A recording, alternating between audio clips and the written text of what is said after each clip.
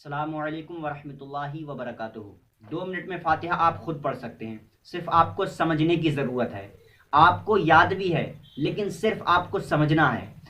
आपको दुरूद शरीफ याद होगी, मुझे उम्मीद है इंशाअल्लाह ज़रूर आपको याद होगी। और आपको अल्हम्दु शरीफ भी याद होगी, जो नॉर्मली सभी को याद होती है। बिस्मिल्लाहिर्रहमानिर्रहीम अल्हम्दुलिल्लाहि रब्बिल आलमीन अर्रहमानिर्रहीम, ये पूरी अल्हम्दु शरीफ भी आपको याद होगी। और आपको कुल हुवल्लाह शरीफ भी याद होगी। बिस्मिल्लाहिर्रहमानिर्रहीम कुल हुवल्लाहु अहद अल्लाहु समद लम यलिद वलम यूलद वलम यकुल लहू कुफुवन अहद। आपको दुरूद शरीफ भी याद है, अल्हम्दु शरीफ भी याद है और कुल हुवल्लाह शरीफ भी याद है। बस आपको अब समझना है कि किस तरह से आप फातिहा पढ़ सकते हैं। आप 3 मरतबा दुरूद पाक पढ़ेंगे। सबसे पहले 3 मरतबा दुरूद पाक पढ़ेंगे, जो सा भी दुरूद पाक याद हो। सबसे छोटा दुरूद है सल्लल्लाहु ताला अला मुहम्मद, और बाकी ये दुरूद है अल्लाहुम्मा सल्ली अला सय्यिदिना व मौलाना मुहम्मद व बारिक वसल्लिम। बहुत से दुरूद पाक हैं, तो आप 3 मरतबा दुरूद पाक पढ़ेंगे। फिर उसके बाद आप 1 मरतबा अल्हम्दु शरीफ पढ़ेंगे। फिर 3 मरतबा कुल हुवल्लाह शरीफ पढ़ेंगे। यानी 3 मरतबा शुरू में दुरूद पाक, फिर 1 मरतबा अल्हम्दु शरीफ, फिर 3 मरतबा कुल हुवल्लाह शरीफ, फिर 3 मरतबा दुरूद पाक।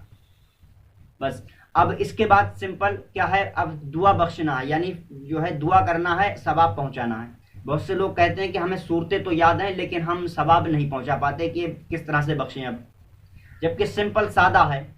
आपको क्या करना है, अब हाथ उठा लें, इस तरह से आप दुआ करेंगे, या अल्लाह जो भी मैंने पढ़ा है इसमें जो भी गलती हुई हो तो अपनी बारगाह में माफ़ फरमा कर कबूल फरमा, माफ़ फरमा कर या अल्लाह इसको अपनी बारगाह में कबूल फरमा।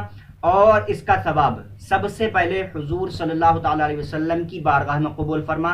या अल्लाह इसका सवाब हज़रत इमाम हसन, हज़रत इमाम हुसैन रज़ी अल्लाह ताला अन्हु की बारगाह में कबूल फरमा।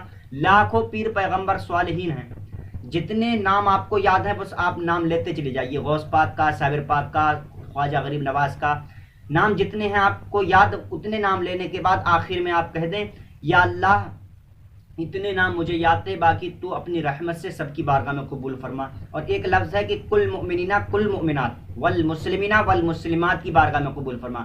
यह लफ्ज़ कहने से अल्लाह रब्बुल इज़्ज़त सब की बारगाह में सवाब अता फरमा देता है। और आखिर में आप जो है इस तरह से कहेंगे, क्योंकि जुमेरात वाले दिन फातिहा बिलखुसूस तरीके से मरहुमैन के नाम से लगाते हैं। तो जुमेरात वाले दिन जो हैं हमारी अजीज़ जो रूहें गुजर गई हैं वो आती हैं, दादा की दादी, नाना नानी वगैरह इनकी रूहें आती हैं।